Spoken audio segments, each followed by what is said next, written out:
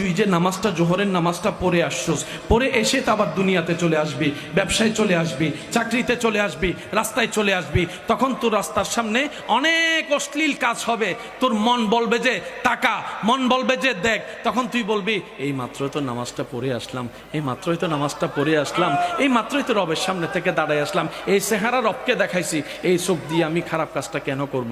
লজ্জা লাগে, করব না। মন চাইলো করব না, ইচ্ছা করলো করব না। আমার রব নারাজ হয়ে যাবে, বলেন না সুবহানাল্লাহ। আমার রবকে নারাজ করে আমি আমার মনের আশা পূরণ করতে চাইবো না।